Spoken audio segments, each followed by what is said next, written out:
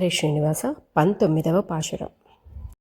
குத்து விளக்கெரிய கொட்டுக்கால் கட்டில் மேல் மெத்தைன்ற பஞ்சசயனத்தின் மேலேறி கொத்தலர் பூங்குழல் நப்பின்னை கொங்கை மேல் வைத்து கிடந்த மலர் மார்பாவாய் திரவாய் மைத்தடம் கண்ணினாய் நீயுன் மணாளனை எத்தனை போதும் துயிலெழ ஒட்டாய் காண் எத்தனை ஏலும் பிரிவாற்றகில்லையால் தத்துவமன்று தகவேலோர் எம்பாவாய்.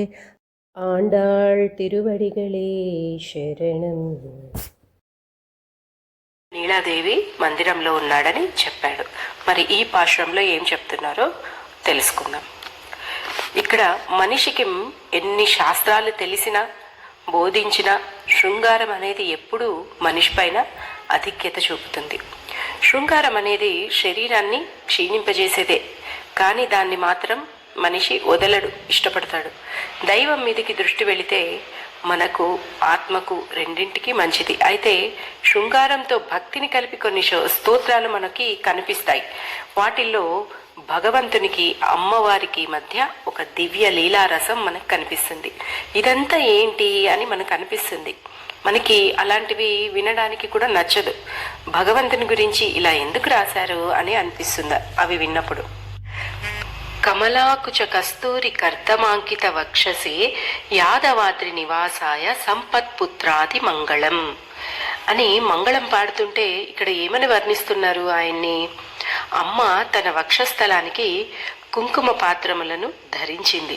ఆయన ఆమెని ఆలింగితుడైనప్పుడు ఆయన దేహమంతా కుంకుమని పూసుకున్నాడట. అలాంటి స్వామి నీకు మంగళం. ఇలా వర్ణిస్తున్నారు ఏంటండి ఈ వర్ణన అని మనకు అనిపిస్తుంది. ఇదంతా తప్పు కదా అని కూడా అనిపిస్తుంది. కానీ ఈ వర్ణనలు చెప్పేది జగత్ కారణమైన పరమాత్మను మరియు జగన్మాత అయిన అమ్మను.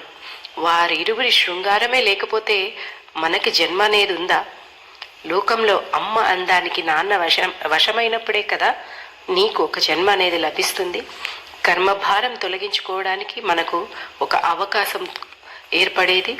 అలాంటి అందాన్ని స్మరించని బ్రతుకు ఒక బ్రతికేనా? అయితే ఆ అమ్మ అందం నీవు ఉపాసించదగినది కానీ అనుభవించదగినది కాదు. ఆ అందం నీకు జీవితాన్ని ఇచ్చేది. ఉపజీవ్యం అంటారు. నాన్నకు అదే అందం భోగ్యం. నీకు ఉండాల్సిన జ్ఞానం ఇది. ఇప్పుడు ఈ జ్ఞానంతో ఆ సౌందర్యాన్ని దర్శించు, అప్పుడు తప్పు లేదు. ఉపనిషత్తులు ఈ విషయాన్నే మనకి తెలుపుతున్నాయి. అందుకే ఆండాళ్ తల్లి సృష్టికి ముందు ఉండే దశని ఈ పాశురంలో వర్ణిస్తోంది. నిన్నటి రోజు అమ్మ లేచి తలుపు తెరుద్దామని అనుకునింది. కానీ అంతలో స్వామి నువ్వు తలుపు తీస్తే వారి ముందు నేనెక్కడ చెడ్డవాడిని అవుతానేమో అనుకొని నేనే తెరుస్తాలే అని అమ్మ చేపట్టుకొని లాగేసరికి ఆమె వచ్చి ఆయన పైన పడిపోయింది. ఆమె ఆయన స్పర్శతో ఆనందం అనుభవిస్తూ అలాగే ఉండిపోయింది. ఆయన లేచి తలుపు తెరుద్దామంటే ఇక్కడ అమ్మ తనెక్కడ భక్తులకు దూరం అవుతానో అని స్వామిని వదలలేదట.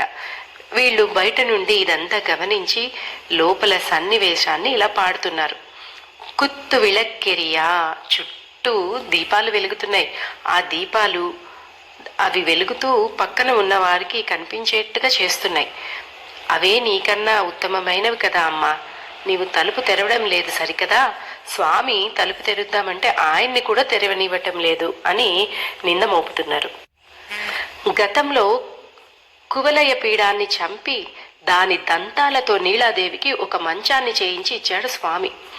కొట్టుకాల్, ఏనుగు దంతాలతో చేసిన పాదాలు కలిగిన కట్టెల్ మేల్, కట్టె మంచంలో మెత్తని అతి సుకుమారమైన పంచశయనత్తిన్, పంచశయనం పైన మేలేరి పడుకొని ఉన్నారు.